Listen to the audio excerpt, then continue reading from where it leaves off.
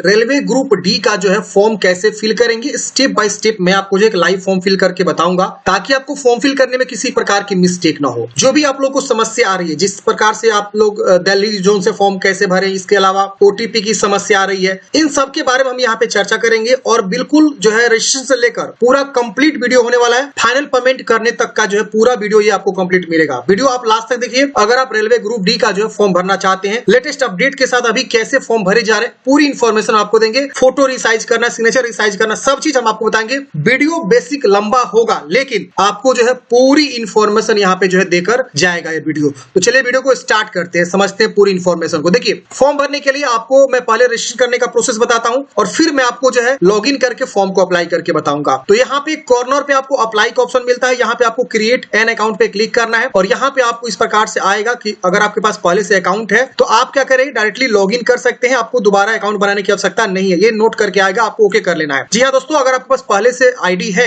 आपने रजिस्टर किया हुआ है, तो आप सीधे यहाँ लॉगिन करेंगे, मोबाइल पासवर्ड कैप्चा कोड भर के लॉगिन कर सकते हैं। आपका जो है सीधे लॉगिन पेज ओपन हो जाएगा, डैशबोर्ड आ जाएगा, वहां से फॉर्म को अप्लाई कर सकते हैं जिस भी जोन से फॉर्म भरना चाहते हैं। लेकिन वही आपके पास मान लीजिए लॉगिन आईडी नहीं है, तो आप क्या करेंगे फ्रेंड्स, सीधे जो है यहाँ पे पहले क्रिएट एन अकाउंट पे क्लिक करेंगे और यहाँ ओके करेंगे। अपना जो है अकाउंट एक बनाएंगे। सबसे पहले नेशनलिटी आपको चूज करना होगा। अब यहाँ पे अपना पर्सनल इन्फॉर्मेशन को आपको भरना है, जैसे आप देख सकते हैं मैट्रिक के जो सर्टिफिकेट मार्कशीट होता है उसके अकॉर्डिंग आपको भरना है। अच्छा, मैं थोड़ा सा यहाँ पे आपको एक ब्रेक लूंगा, थोड़ी सी मैं आपको जानकारी देना चाहता हूँ तैयारी को लेकर। अगर आप रेलवे ग्रुप डी की तैयारी करना चाहते हैं, उसके रिगार्डिंग जो है एक बहुत ही अच्छा जो है एप्लीकेशन आया हुआ है, परीक्षा मार्ग। परीक्षा मार्ग के द्वारा जो है 99 जो है टेस्ट सीरीज यहाँ पे लॉन्च किया गया है, जिसमें 9900 से ज्यादा जो है प्रश्न है, मात्र 99 रुपए में। जी हाँ दोस्तों, ये सारे के सारे प्रश्न जो है ना प्रीवियस ईयर्स के हैं, और ये टेस्ट सीरीज में आपको मिल रहे हैं। मतलब जो है 99 टेस्ट सीरीज 99 रुपए में, प्रीवियस ईयर्स वो भी, यानी पूरा का पूरा जो है प्रीवियस ईयर्स का जो है टेस्ट सीरीज होने वाला है। इससे आप जो है अपने आप को एनालिसिस कर पाएंगे कि आप जो है कितना तैयारी कर लिए हैं। तो इस PYQ को अगर आप बाई करना चाहते हैं, तो परीक्षा मार्ग एप्लीकेशन पे आप इसे बाई कर सकते हैं। इसको आप जो है ना प्ले स्टोर से डाउनलोड कर सकते हैं। आप प्ले स्टोर पे जाएंगे, वहां पे लिखेंगे सर्च में परीक्षा मार्ग, आपको एप्लीकेशन मिल जाएगा।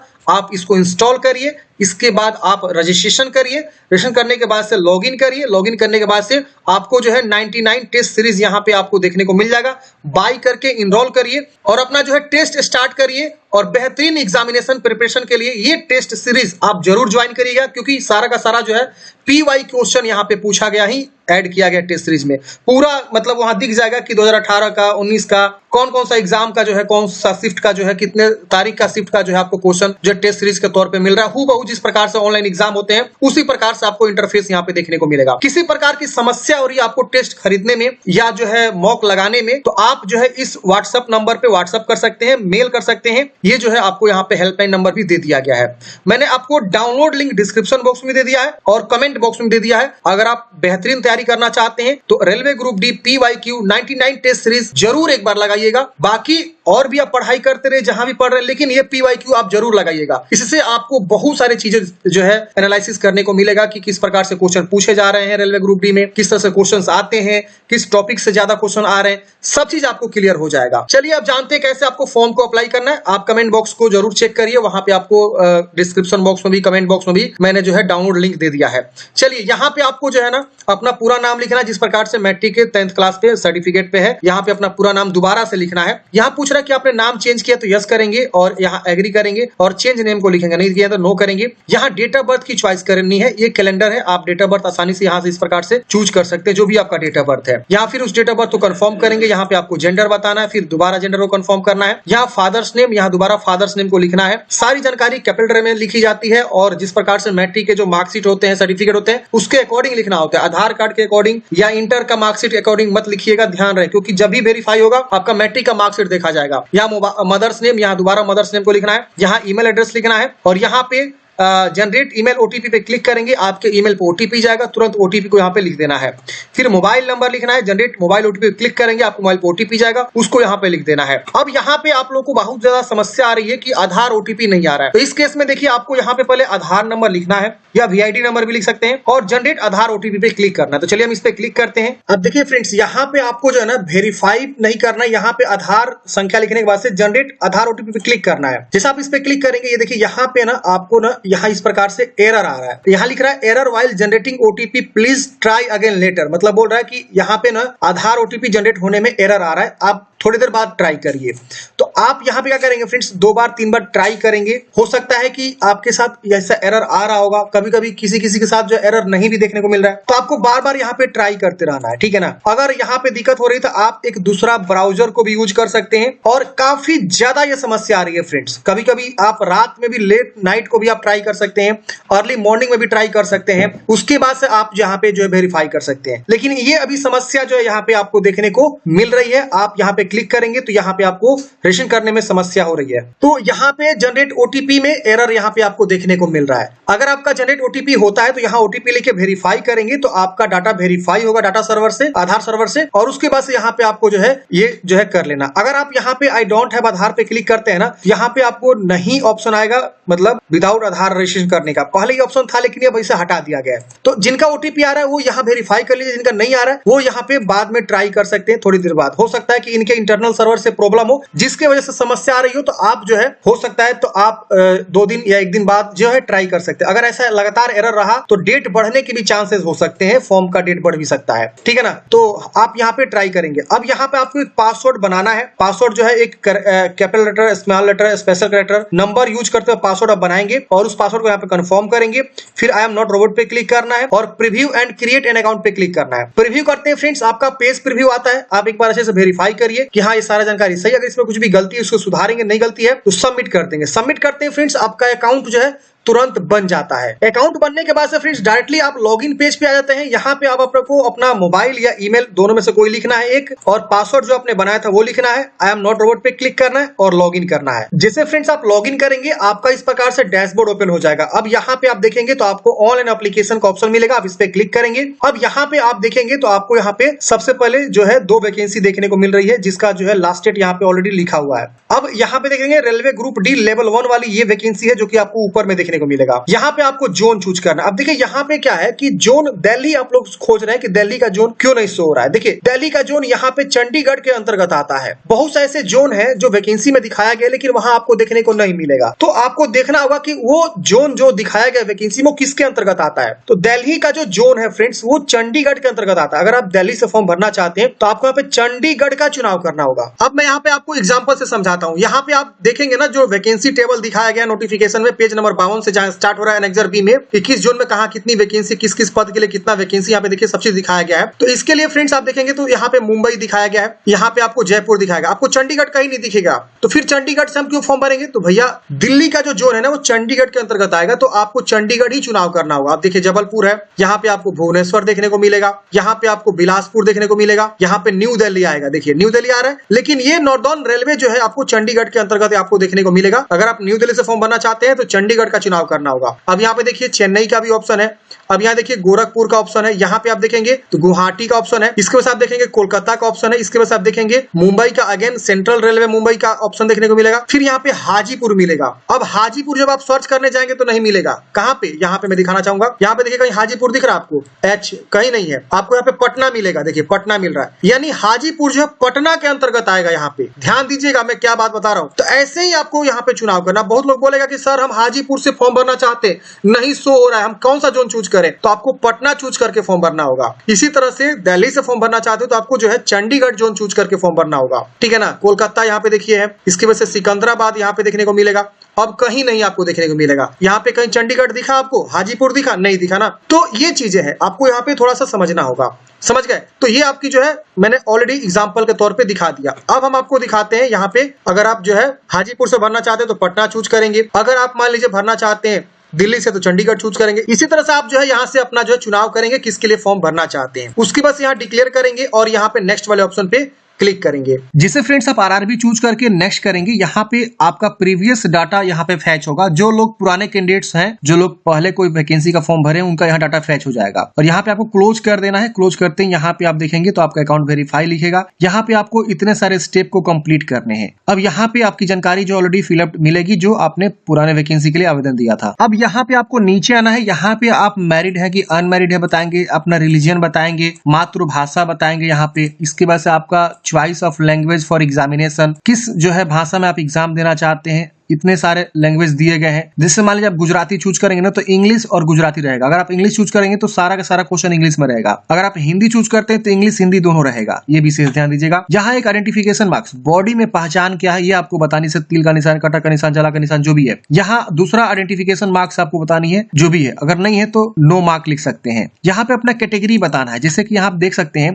कम्युनिटी में आपका यहाँ पे category general, SC ST OBC EWS। अगर आप जनरल से हैं तो जनरल चूज करेंगे। जनरल में आप देखेंगे तो यहाँ पे आपको जाति प्रमाण पत्र की संख्या या किसके द्वारा बनवाया ये सब आपको नहीं मांगेगा। वही अगर आप EWS से आते हैं, जनरल का ही एक 10% रिजर्वेशन वाला कैटेगरी होता है EWS, इकोनॉमिकली वीकर सेक्शन। अगर आप ये चूज करते हैं तो यहाँ पे आपको अपना जो है EWS का सर्टिफिकेट नंबर देना होगा। यहाँ पे अपना जो है इशूइंग अथॉरिटी आपने कहाँ से बनवाया हुआ है, हर एक ऑफिसर्स का नाम आ रहा है। जहां से भी आपने बनवाया हुआ है उसका नाम यहाँ पे आपको शो करेगा, कहीं ना कहीं जरूर शो करेगा। उसका आप चुनाव करेंगे और कब बनवाया हो इसको आपको देना होगा। अगर आप OBC चुनाव करते हैं फ्रेंड्स तो OBC में देखेंगे तो यहाँ पे 2 ऑप्शन पूछेगा कि आप जो है नॉन क्रीमिलियर से आते हैं। नॉन क्रीमिलियर उसके वो आता है बंदा, OBC का ही ये मतलब नॉन क्रीमिलियर और क्रीमिलियर होता है। अगर आप यहाँ पे नॉन क्रीमिलियर से आते हैं तो यस करेंगे। यस करते इस प्रकार से आएगा, अंडरस्टैंड एग्री करेंगे। तो यहाँ पे देखिए क्या आ रहा है। अगर आप नॉन क्रीमिलियर से आएंगे, यहाँ यस करते हैं तो आपको यहाँ पे अपना कास्ट और यहाँ पे कास्ट सर्टिफिकेट नंबर और इशूइंग अथॉरिटी और कब आपने बनवाया हुआ आपको बताना होगा। नॉन क्रीमिलियर में कौन आता है तो जिनकी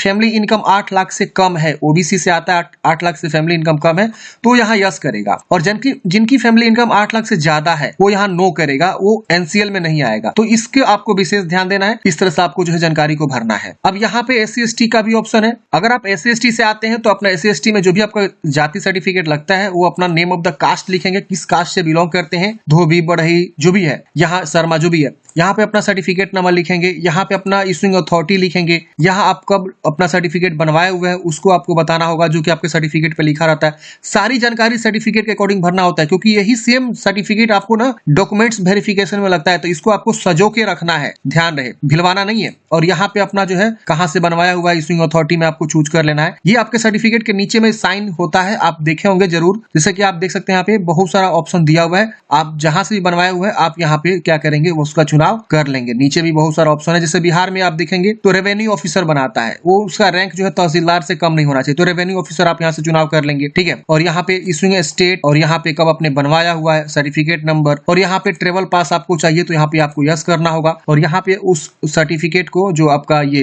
कास्ट सर्टिफिकेट है उसको आप यहाँ पे स्कैन करके उसको यहाँ अटैच करेंगे। 500 KB से कम PDF में होना चाहिए। यहाँ पे आप अपलोड पे क्लिक करेंगे, PDF चूज करेंगे और अपलोड हो जाएगा। PDF कैसे बनानी होती है मैंने कई बार आप लोगों को बता चुका हूँ। गूगल में जाएंगे, सर्च करेंगे JPEG to PDF, बहुत सारा वेबसाइट मिलेगा। आप किसी वेबसाइट का यूज करके अपना जो है डॉक्यूमेंट्स को PDF में बना सकती हैं। तो ऐसे अपना SC ST और जनरल OBC को यहाँ पे चुनाव करना, ये विशेष ध्यान देना। यहाँ पे आपको रिजर्वेशन ही जो है यहाँ पे आपको मिलता है तो इसको सही से भरना है, गलती नहीं करना है। और जो भी यहाँ पे सर्टिफिकेट देंगे उसको अच्छे से रखेंगे संभाल के लास्ट वैकेंसी तक, मतलब लास्ट सिलेक्शन तक। अब आपको फ्रेंड्स नीचे आना होता है, यहाँ पे अपना जो है प्रेजेंट एड्रेस लिखना होता है, यहाँ पे आपको परमानेंट एड्रेस लिखना होता है। तो जो भी आपका एड्रेस है यहाँ पहले अपना जो है राज्य, फिर यहाँ डिस्ट्रिक्ट, फिर यहाँ पे प्रॉपर एड्रेस लिखेंगे। इसमें आपको विलेज, पोस्ट, थाना सब चीज अच्छे से लिख दीजिएगा। यहाँ पे नियरेस्ट सिटी या मेजर टाउन क्या है, पिन कोड क्या है, ये आपको अच्छे से बेहतरीन तरीके से लिखना है। यहाँ पे अपना परमानेंट एड्रेस को लिखना है। जो भी आपका परमानेंट एड्रेस है अच्छे से क्या करेंगे यहाँ पे बताएंगे। अगर सेम है तो इसको टिक करेंगे, इधर वाला सेम सेम इधर कॉपी हो जाएगा, अलग है तो अलग अलग लिख सकते हैं। इसकी वजह से इसको सेव करके नेक्स्ट वाले ऑप्शन पे क्लिक करेंगे।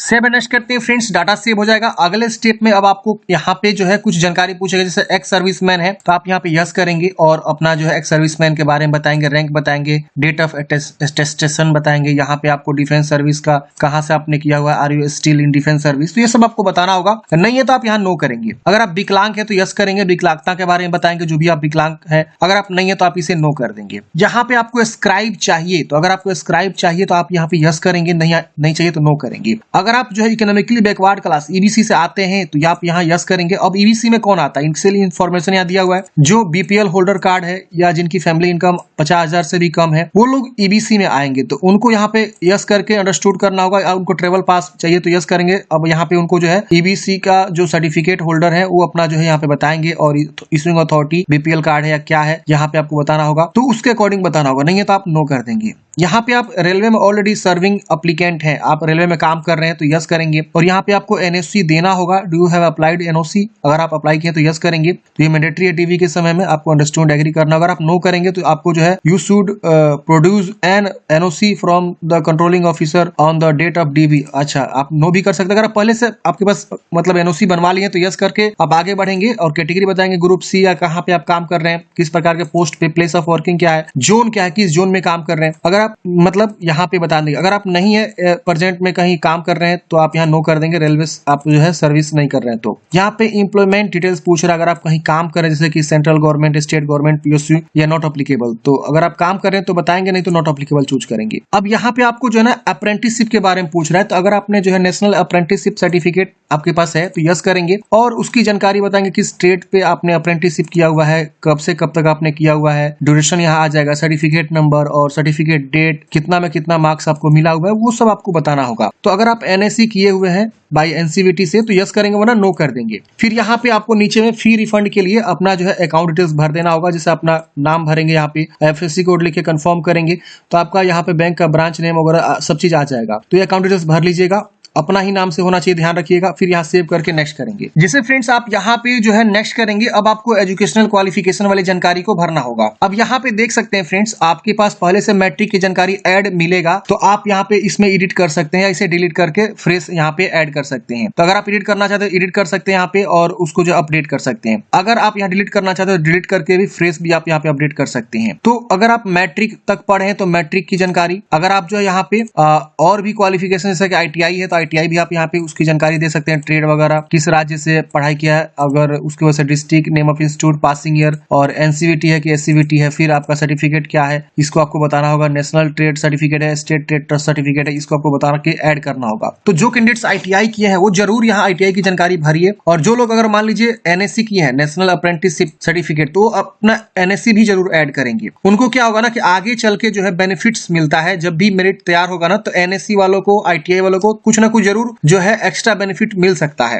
एनएससी को तो 100% मिलता है, लेकिन आईटीआई के बारे में मैं उतना श्योर नहीं हूं कि मिलता है, लेकिन एनएससी जो नेशनल अप्रेंटिसशिप सर्टिफिकेट लिया रहता है ट्रेनिंग अप्रेंटिसशिप का, उनको जरूर मिलता है यहाँ पे कुछ ना कुछ एक्स्ट्रा बोनस मार्क्स। ठीक है, तो वो जरूर यहाँ पे जानकारी को देंगे और यहाँ ऐड कर देंगे। तो ऐसे करके फ्रेंड्स आपको क्वालिफिकेशन को ऐड कर लेना है और उसके बाद से यहाँ पे आपको क्या करना है फ्रेंड्स, नेक्स्ट वाले ऑप्शन पे क्लिक करना है। तो क्वालिफिकेशन इजिली आप लोग अपलोड कर लीजिएगा, मुझे नहीं लगता कि कोई भी आपको दिक्कत होगा। और जो लोग बिल्कुल फ्रेश फॉर्म भर रहे हैं तो उनको यहाँ पे सर्टिफिकेट, सीरियल नंबर और यहाँ पे स्टेट, डिस्ट्रिक्ट, ये सब आपको बताना होगा, किस कॉलेज यूनिवर्सिटी से आपने पढ़ाई किया वो सब बताना होगा, डेट ऑफ पासिंग बताना होगा, परसेंटेज यहाँ पे देखिए एनए आ रहा है, तो इससे कोई दिक्कत नहीं है, आप यहाँ पे नेक्स्ट कर लेंगे। सेव नेक्स्ट करते हैं फ्रेंड्स। अगले स्टेप में अब आपको यहाँ पे जो है फोटोग्राफ अपलोड करना है और यहाँ पे सिग्नेचर अपलोड करना है। फोटोग्राफ यहाँ पे आप देखेंगे तो यहाँ पे सैंपल दिया हुआ है कि किस प्रकार का फोटो आपका एक्सेप्ट करा जाएगा। तो यहाँ पे देखिए इस तरह का फोटोग्राफ जो है रिजेक्ट हो जाएंगे अगर आप इस तरह का फोटो अपलोड करते हैं। जैसे कि यहाँ पे देखिए ऊपर से बाल कट गया है, यहाँ पे देखिए साइड में कान कट गया है, यहाँ चश्मा लगा लिए हैं, मुंह पे आपका बाल आ गया है, देख रहे हैं ना, ऐसे आपका पीछे में बहुत सारा ऐसे जो है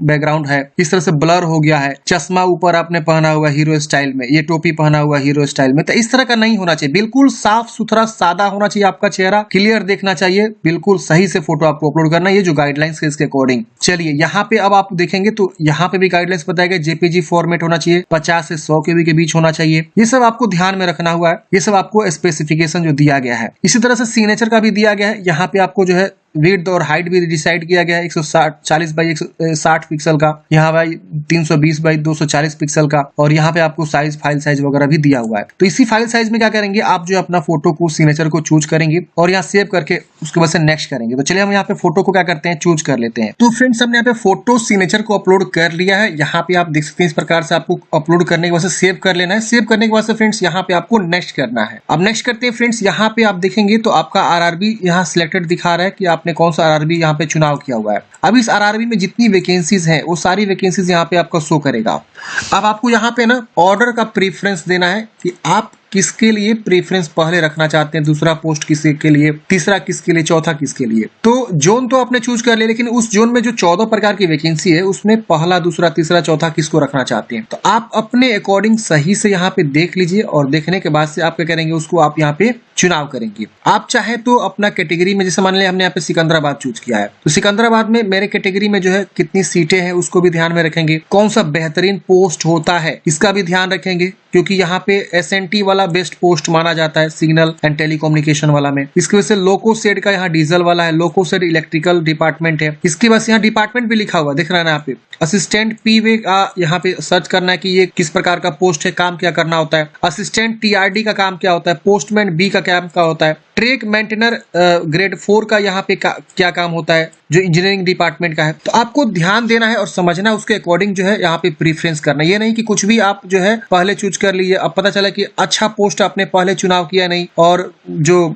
खराब टाइप का पोस्ट होता है जिसमें ज्यादा वर्कलोड होता है या ज्यादा प्रेशर होता है, उसका आपने पहले चुनाव कर लिया, तो जॉब लगने के बाद भी एक अलग बोझ बन जाता है, समझ रहे हैं ना। तो ये भी ध्यान रखना है आपको कि आपको अच्छा डिपार्टमेंट चुनाव हो, अच्छा कम लोड वाला जो है चुनाव हो, पहला दूसरा तीसरा। खैर वो तो जो मिलेगा आपके भाग में होगा, वो आपके जब आपकी रिक्रूटमेंट होगी, जो आपके रिटन एग्जाम देंगे उसके आधार पर ही होगा। लेकिन बेहतरीन से बेहतरीन, क्या पता आपका नंबर आ जाए तो आपको बेहतरीन पोस्ट मिलना चाहिए था, आप एलिजिबल होते हुए भी नहीं मिल पाया। तो ये कहीं ना कहीं पोस्ट प्रेफरेंस भी आपको ध्यान में रखना है, और उसके अकॉर्डिंग यहाँ पे पहला दूसरा तीसरा प्लस पे क्लिक करेंगे, सीधे वो वाला आ जाएगा, देख रहे हैं यहाँ पे। आप यहाँ से अगर माने गलती चूज कर ले तो यहाँ से हटा भी सकते हैं, ऐसे हटा सकते हैं। तो आपको ध्यान में रखना है, और यहाँ पे पोस्ट प्रेफरेंस का आपको सही से चुनाव कर लेना है। आप चुनाव करने के बाद से आप इसे क्या करेंगे, यहाँ पे डिक्लेयर करेंगे, यहाँ भी डिक्लेयर करेंगे, और सबका चुनाव करना है ऐसे करके, ठीक है ना। पहला दूसरा तीसरा जो भी आप यहाँ पे प्रेफरेंस देना चाहते हैं, फिर यहाँ डिक्लेयर करना है, और डिक्लेयर करने के बाद से यहाँ डिक्लेयर करना है, यहाँ पे अपना गाँव का नाम लिख दीजिएगा या शहर का नाम लिख सकते हैं, और यहाँ सेव करके प्रीव्यू वाले एप्लीकेशन पे आपको क्लिक करना है। प्रीव्यू करते हैं फ्रेंड्स, यहाँ पे आपका सारा जानकारी आ जाता है। एक बार आप अच्छे से सारी जानकारी को वेरीफाई करेंगे कि हाँ आपने सारा जानकारी जो है सही फिलअप किया हुआ है। इसमें कुछ भी अगर आपको गलती लग रहा है ना,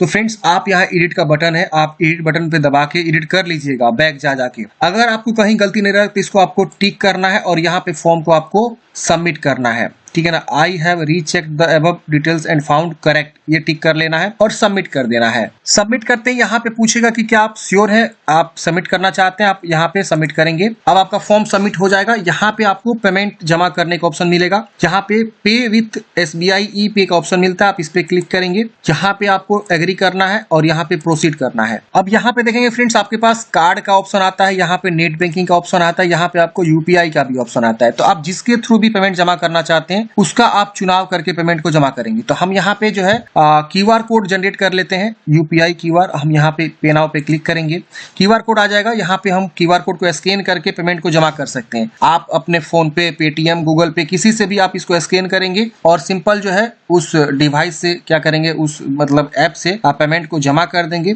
पेमेंट जमा करते हैं फ्रेंड्स, आपका पेमेंट जमा हो जाएगा, उसके बाद से आपको फाइनल प्रिंट आउट निकल जाएगा। तो मैं यहाँ पे पेमेंट जो है कर रहा हूँ। तो फ्रेंड्स हमने यहाँ पे पेमेंट जमा कर दिया है। अब ये ऑटोमेटिक रीडायरेक्ट कर देगा कहाँ पे, आपके डैशबोर्ड पे। ये पेमेंट होते ही रीडायरेक्ट हो जाएगा ऑटोमेटिक, कुछ आपको रिफ्रेश वगैरह नहीं करना है, पेज बैक वगैरह नहीं करना है। ये देखिए पेमेंट जमा हो गया, सक्सेसफुल हो गया। इसका प्रिंट आउट स्क्रीनशॉट जरूर ले लीजिएगा। इसका प्रिंट आउट निकालने के बाद यहाँ बैक का बटन मिलता है, बैक पे क्लिक करेंगे। अब यहाँ पे देखेंगे तो आपका सीधे जो एप्लीकेशन हिस्ट्री पे लेकर आएगा। यहाँ पे आपको इस तरह से देख सकते हैं, आपने जो पेमेंट जमा किया वो आपका वेरीफाई दिखा रहा है, पेमेंट वेरीफाई हो चुका है। यहाँ आपका पेमेंट जो है, यहाँ पे सब चीज हो चुका, कंप्लीट यहाँ दिखा रहा है पेमेंट कंप्लीटेड। और यहाँ पे आपको व्यू एप्लीकेशन का ऑप्शन मिलता है, आप इस पे क्लिक करके फाइनल प्रिंट आउट निकाल के अपने पास हार्ड कॉपी सुरक्षित रख लीजिएगा। तो इस प्रकार से फ्रेंड्स हमने बात किया रेलवे ग्रुप डी वैकेंसी के लिए कैसे आपको फॉर्म को अप्लाई करना है। आपके मन में कोई भी डाउट्स है, कमेंट बॉक्स में पूछ लीजिएगा। और इस भर्ती के पल अपडेट पाना चाहते हैं इन द फ्यूचर, तो आप इस चैनल को जरूर सब्सक्राइब कर लीजिए। जब भी कोई अपडेट आएगा इस वैकेंसी के रिगार्डिंग, तो मैं आपको अवश्य जो इस चैनल के माध्यम से अपडेट देता रहूंगा। तो सब्सक्राइब करके बेल आइकन को जरूर दबा लीजिए और वीडियो को अपने दोस्तों को जरूर शेयर कर दीजिए जो इस प्रकार की वैकेंसी के लिए फॉर्म भरना चाहती हैं।